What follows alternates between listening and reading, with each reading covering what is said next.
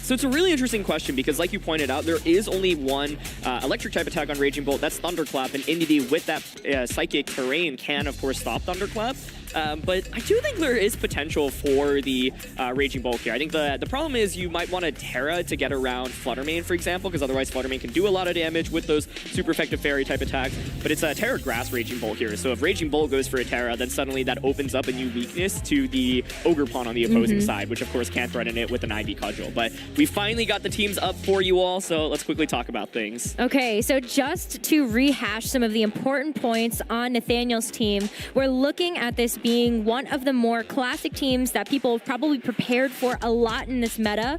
We saw like the Fluttermane, the Ogerpon, Raging Bolt, Entei, and Champao on Alex Underhill's team. The Rillaboom makes this a really interesting matchup where you do have the opportunity to add in that terrain, but there's so many answers that Nathaniel has here that Justin's going to have to be prepared for. Absolutely. And once again, fun fact was that this is Nathaniel's second regional championship ever, with last year's Charlotte Regionals, which Justin Carris, his opponent, won as his first regional. And so, yeah, I think it's really fun to always watch newer players come up because in the last season, we saw some new players who attended regionals for the first time and won the entire tournament. And on the flip side of things, it's almost incredible that this was the only regional championship victory that Justin has got. He's such a seasoned player with so much experience in this game, and I'm kind of shocked that we can only say that he has one regional championship win. But definitely looking to defend his title here, of course, rocking that Iron Crown plus Indeedee combination, which is really, really scary because of Expanding Force and just how powerful it is, but otherwise running some incredibly strong combos as well, right? Tornadus plus Rapid Strike Urshifu is something that has really made its mark in VGC throughout the last couple of formats, and then you've got Fluttermane plus the Heartflame Ogerpon as well. So really just four incredibly powerful attackers between Crown, Fluttermane, Ogerpon, as well as the Urshifu, and of course Justin is looking to defend his title here. It was a big tournament last year, but this is the biggest tournament of all time. Yep, so a little bit of an extra layer of difficulty on top of this one, but if any player is prepared to have to deal with a team like Nathaniel's, it's Justin. You know he's put in the hours, the prep work, and this is a team that he's going to have an answer for. Just knowing how many of these pieces just won the last regional and how many of them are still floating around as like the force part of the team. I agree. Yeah, I think Rillaboom being on this composition over Dragonite, which was kind of the team that won Portland Regionals, actually changes the dynamic a good amount because Rillaboom is really good into the Indeedee plus Iron Crown stuff. And so I'm actually curious if Justin wants to prioritize Iron Crown Indeedee early on. Like, I think it could be valuable to close out the game with, but there's so much that it has to worry about. I'm actually looking a little bit more at Justin's Heartflame Ogerpon as well as Fluttermane. I think the combination of those just do so much damage, right? From the Daniel side, you're probably thinking, well, I needed something to beat Indeedee plus the Iron Crown, so I want to bring Rillaboom, I want to bring Entei, I want to bring Champao, but I think Flutter and Ogerpon actually have a pretty good matchup against most of those. Entei, I think, is going to be a really interesting Pokemon to pay attention to because Ogerpon can't do very much damage into it, Fluttermane can't deal much into it either, and it can also take an Expanding Force from Iron Crown. One thing to note is that it's actually Terra Blast Water from Iron Crown, which people normally use to beat Incineroar, but that can be valuable into Entei as well. So yeah, I think like out of all the Pokemon that I have my eyes on, I think like a well-played Entei can give Justin a lot of trouble. So curious kind of how he tries to solve for that. You know, your Rapid Strike Urshifu is probably one of the best answers, but you're staring down a Rillaboom on the opposing side, and Ogerpon as well. Lot to think about. Yeah, and this Entei actually is going to be Terra Normal. I think a lot of the AV Entei running around have switched to Terra Grass, so you don't necessarily have a good way to resist any of this damage anymore because you don't have that defensive Terra type.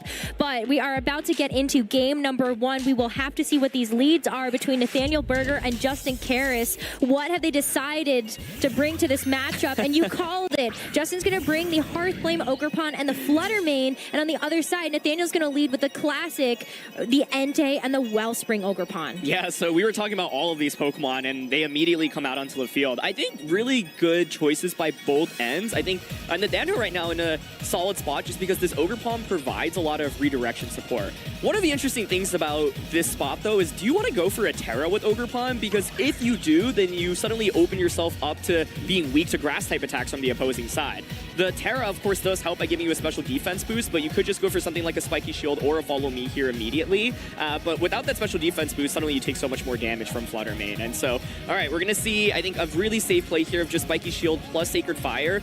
Like I mentioned, the reason why I think Entei is really good here is because it's quite good into both of the Pokemon from the opposing side. So even if Justin were to make a hard read and double up on Entei, you still don't do that much damage. And so he realizes, okay, time to switch out. And there's Urshifu. That's going to be the best answer into Entei in this matchup. Yeah, but is it going to be a risk that gets that kind of pays off here? Because if Entei is going for the Sacred Fire into that slot, there is a 50% chance that that Urshifu could be burned as it's come onto the field. So we're about to find out. Oh we're going to see that Ogerpon get a little bit of chip damage for the Spiky Shield with the Sacred Fire into the Urshifu. Does it burn?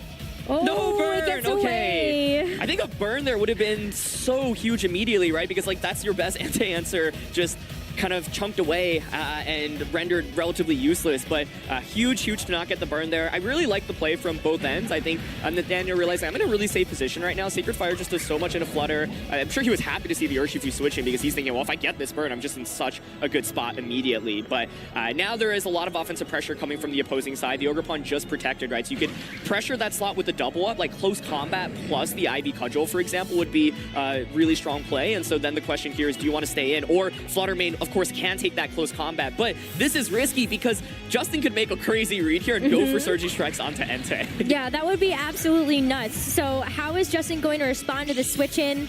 We're going to see the Flutter Mane hit the field and get a confirmation on what this booster energy is going to increase, and it's going to be the special attack. So that could be a huge turn. U-turn, though, a nice coverage play. You also get to reposition the Urshifu and keep it out of harm's reach if it does have to take another Sacred Fire, but Justin is going to be able to reveal another Pokemon here unless you want to bring your own Flutter Mane back out into the field. But it's Indeedee that's the fourth and final here for Justin. Yeah, so U-turn I think is kind of the safest option there, right? You guarantee damage. If Ogerpon stays in, you do so much because it's actually super effective, but this double up is really safe, and does so much to Flutter Mane, does not get the knockout, but that's still a ton of damage.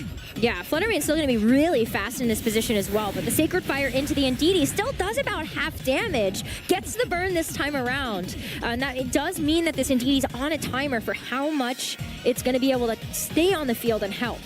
Yeah, a lot about this matchup, in my opinion, is basically Justin wants to get to a game state where you can use Urshifu and just Surging Strikes everything, but that's not easy to do because of the Pokemon that Nathaniel brought into this battle, right? Like, protecting Ogerpon is a really big deal, so Nathaniel really smartly switches out the Ogerpon, realizing, okay, I'm looking to kind of trade damage right now. Ends up being a pretty positive trade, right? Sacred Fire does so much, and this Entei is still just not really threatened right now by very much. Yeah, and it's so safe to go after the Indeedee here because you know it's not running Protect. It's just going to be Dazzling Gleam alongside 3 supportive options, so you're getting guaranteed damage down no matter what. The Hearth Flame Ogerpon on Justin's side is going to go for the Terastallization, and this is where things can get a little bit tricky. The Embody Aspect boost for this particular form is going to be an attack boost with a Helping Hand as well. It might be dishing out a ton of damage if it's able to get that damage off. This is a really clever play by Justin. I think normally you don't expect this to do very much damage, but it does correctly target the Entei. I mean, this is boosted by the mask. It's boosted by Terra. You've got the Helping Hand support, and that's so much damage. Forget using Urshifu to cover for it. Indeedee faints now, but I think that's a fantastic trade for Justin as he realizes, okay, you know, it doesn't look like Entei's really threatened by much right now, but I actually have a pretty creative way to burst it down, basically. And so I think that was really, really smart. Now you can get a free switch in back into that Choice Scarf Urshifu, and that's exactly what Justin opts for. Yeah, that's an amazing play, and especially knowing that Nathaniel doesn't have too many answers for that Hearthflame Ogerpon outside of just damaging it. There's no way to really mitigate it. Sacred Fire is not going to burn the Ogerpon, and you also don't have Intimidate. So fantastic choice for Justin to lean into the offensive capabilities of this Ogerpon. Yeah, and if you actually look at Nathaniel's team, like the best answer is basically that Ogerpon that he has in the back, right? But how do you get it out to a point where it can actually threaten the Ogerpon? I think that's what's scary, and it's probably going to be slower as well if I had to guess. And so, like you said, Justin recognizing, wow, like Ogerpon on my side is actually really good. I'm just going to go for damage, and the lack of speed control is, I think, what's going to make it a little bit more difficult for Nathaniel right now. So you can see, yeah, it's really hard to figure out what the right move is to make in this position, and I think in order to win this, he's got to be able to get the Wellspring Ogre Pawn on his side out in a good spot. I agree with that. So you're going to just see the switch in now as Entei leaves the field. Does that pay off? It's Ice Spinner to get rid of the terrain from the Urshifu, so that's going to be what it locks in with the Choice Scarf, and it is going to be the fastest thing on the field for that reason, and it gets rid of the Psychic Terrain for later. Yeah, you know, this is a lot of damage that Wellspring Ogre Pawn takes. I was saying the win con is to try to get it out in a good spot, but that is just... Yeah, that's gone. Yeah. Like, it's neutral damage because of the water and the grass typing, but you see how much that's going to do with just the double stab and then also the fact that you get that attack boost. Yeah, I think the way Justin maneuvered this game was just so clever because it looked like Entei was just in such a good spot, right? But I think the scary thing is that the Ogre Pawn on the opposing side, especially once it goes for that Terra, there's just not much to actually threaten it for super effective damage from Nathaniel's side, right? Like, Nathaniel doesn't have anything that can really get a one-hit knockout onto it other than his Ogre Pawn, but your Ogre Pawn is threatened so much by the opposing Ogre Pawn as well, right? And Justin kind of just naturally has more speed to work with in this matchup as well.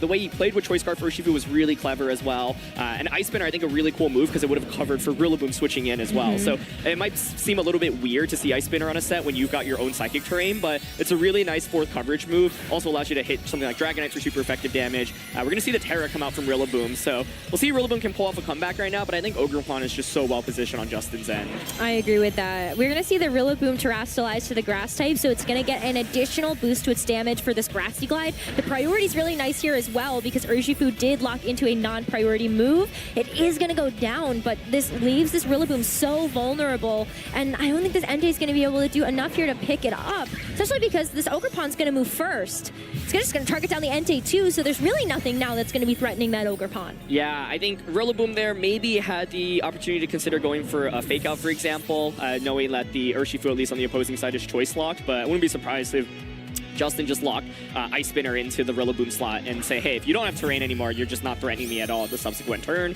And so Flutter Mane comes out, and I think this is Justin recognizing the matchup, right? Saying, okay, I don't think Iron Crown's actually really good here because you have so many anti-Iron Crown options. And look, right, like Rillaboom was brought out into this matchup to kind of stop the Psychic spam, but it's caught in a really tough spot because you're up against an Ogre Pawn, and Ogre Pawn just completely crushes it. And so I think one of the interesting things to pay attention to as we get into the second game, as Grassy Glide comes out, and yeah, that just chips at the Ogre Pawn.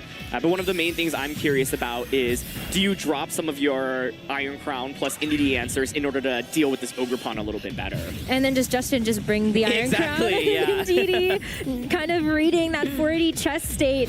With the Rillaboom going down, it will be Justin Carris taking the first game of this best of 3 set. And what a great answer. And I want to go back to what you were saying before, where Nathaniel's team on paper looks like it has the stronger matchup. But when you think about the intricacies that Justin can bring in terms of the speed control, as well as just the Hearthflame Ogre Pawn, how does Nathaniel even adjust to stop that? Yeah, I think Hearthflame Ogre Pawn was a huge issue in that last game, right? Especially after it goes for the Terra. And so then the questions are, how do you actually deal enough damage to this Pokemon, right? Because it wasn't threatened at all. It's fast, exactly, and it's able to dish out so much damage across the board. So, Rose, you were asking about Raging Bolt earlier on before we got into this battle. I'm actually looking at it a lot right now. The main reason is because Raging Bolt does resist both of Ogre Pawn's attacks, and it's not a Swords Dance Ogre Pawn either, right? So you deal a decent amount of damage with Raging Bolt. You can also tank damage in return. You can potentially go for these Calm Mind setups as well. And so I think naturally, if I were in Nathaniel's shoes, I would immediately start thinking about Raging Bolt. It doesn't solve all of your problems per se, but at least can match up a little bit better against Ogre Pawn, whereas there was just kind of no Ogre Pawn answer in that previous game. Yeah, you still have to find a way to deal with the Flutter Mane. I feel like that's the one piece of Justin's team that makes the Raging Bolt feel a little uncomfortable to bring just by itself as an answer. But we'll have to wait and see if the Raging Bolt is something that Nathaniel does want to lean into as an adjustment. Otherwise, I feel like you just kind of look at being a little bit more offensive with the Entei, maybe trying to lock into something like the Stomping Tantrum and just try to hit into that slot repeatedly. Maybe overcorrect in some ways because that Ogre Pawn was definitely troublesome. Yeah, I think one other solution could be bringing Champao. You get that defense drop, and you can try to angle for something that's like Stomping Tantrum into the Ogre Pawn into something like Normal Terry Extreme Speed to try to finish it off. I think the problem with that is basically you're still up against a potential Indie. Like we saw Justin bring in Indie just for kind of redirection pressure and just to have like a bulky forward switch-in option, right? And so I think Indy makes it a lot harder to just reliably click extreme speed. This Chien-Pao also has Sucker Punch instead of something like Crunch, right? So it's Ice Spinner, Sucker Punch, Sacred Sword, Protect. And so, yeah, I think like Justin probably feels pretty comfortable with his 4. But I'm curious if he decides to think about bringing Iron Crown instead, saying, well, you know, maybe you drop Rillaboom, and if you do, then Crown suddenly becomes a lot more effective. But I think the 4 that he brought feel really powerful right now. And from the Nathaniel side, like even if you make some adjustments, I'm not sure it's like the easiest matchup to go against. And so Justin really recognizing how strong Heartflame Ogerpon can be. Yeah, a lot of Nathaniel's game plan as well. Like for that game number 1, especially if you're not really sure what Justin's going to bring, I think like the Ogerpon and the Entei always feels like such a safe lead to bring. And so we're going to see that lead get run back here for Nathaniel, but Justin's going to go ahead and lead with the Heartflame Ogerpon and the Urshifu. So quickly flash here, we actually saw Chien-Pao in the back. So this is interesting, right? Because it's like Entei theoretically could apply a lot of pressure here immediately. The question is like, I think Urshifu is a very safe U-turn onto the Ogerpon slot.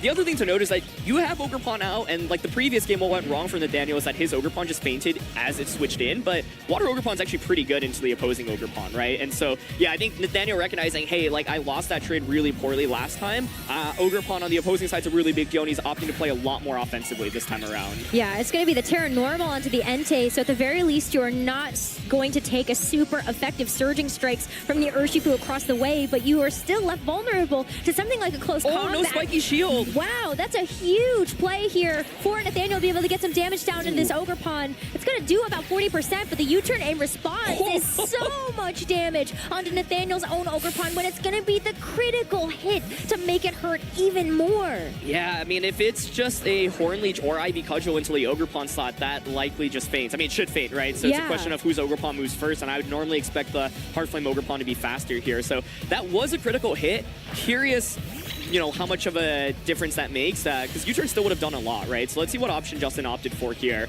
But I think if it were Horn Leech, oh wow, it's actually faster. Okay, but does it get the knockout?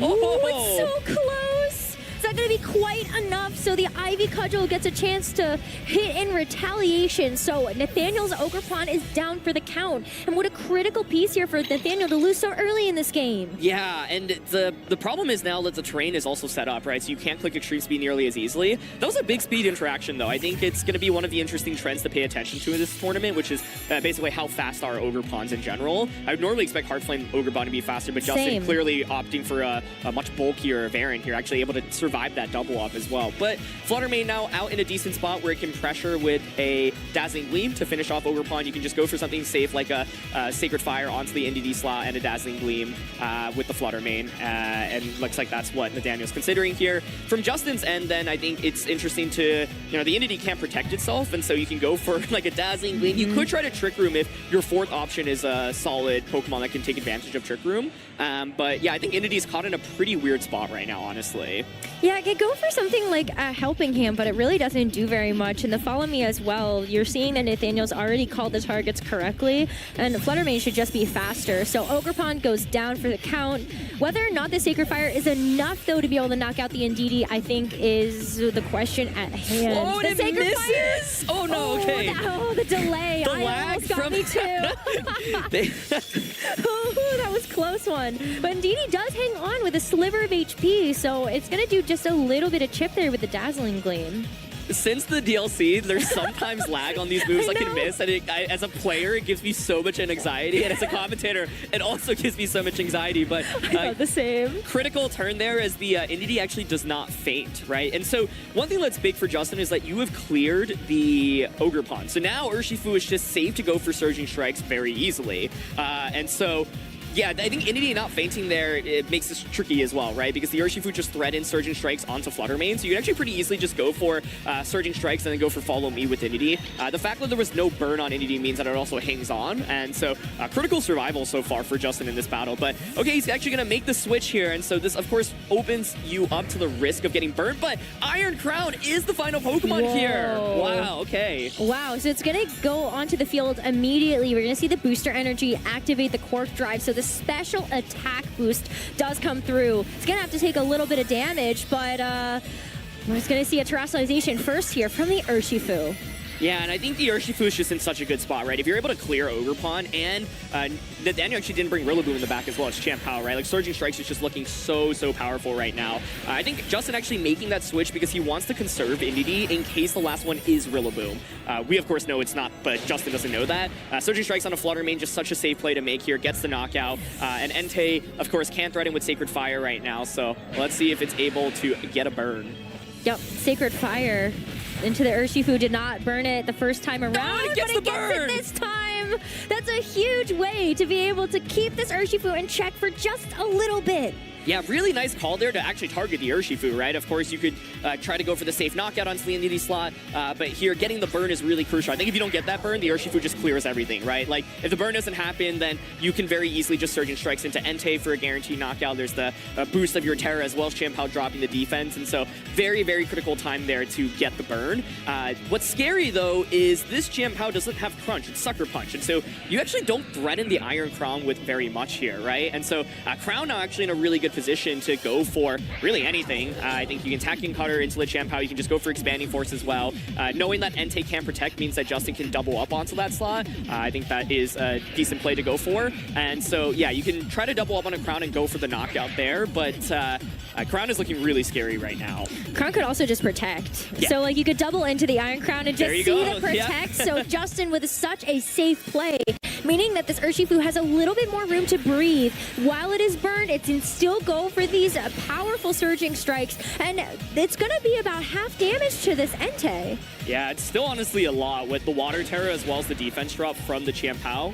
Chunks away at it significantly, and by going for this protect, we know that the Sacred Sword is launching into that slot. You know, Iron Crown putting on so much pressure because of Tacking Cutter, being able to knock Champ Power through Focus Sash. So Justin correctly calls that it'll be a double up onto that slot, and I think that should essentially seal the victory for him at this point. So really nice play, and great call, Rose. Yeah, I love to see the protect come through. And even though you have like the Psychic Terrain that's going to expire soon, the preservation of that Indeedee makes this matchup so much trickier. Iron Crown also tends to be kind of fast, so I feel like you're still not necessarily guaranteed to even get the damage down onto the Iron Crown because you don't know how it's trained yet. Haven't seen it in your matchup. Totally, yeah, and I think with Indeedee being in the back and this being the last turn of terrain, like Justin should have this basically locked up, especially with Urshifu still exerting offensive pressure, right? But like you called, being able to conserve that terrain, like, makes Champ House so sad because it's running Sucker Punch, right? So, you know, Sacred Sword actually doesn't really do that much damage into Iron Crown. I definitely would not expect it to do over 50%, and so,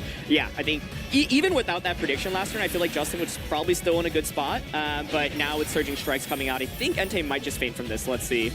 I think you're right about that one. Yeah. Oh, yeah. Get a little bit of a low roll there for the first one, but the third one's definitely going to pick up the KO. And so Entei not going to have a chance to try to get some damage down onto that Iron Crown. Even with the Snarl, you pressure that just to drop the special attack, but sadly that answer is off the table. It's just going to be Champ Power now, and it's not enough with a single Sacred Sword. So the Tachyon Cutter, one hit, and you're going to get the Focus Sash proc in the second one. Justin Carris winning the set 2-0. Yeah, and that's going to take it. I'm mainly thinking about, like, would Nathaniel have had a shot at winning this game if he predicted the Iron Crown to go for Protect and just doubled up onto the Urshifu slot? I think you get the Urshifu KO. Yeah, you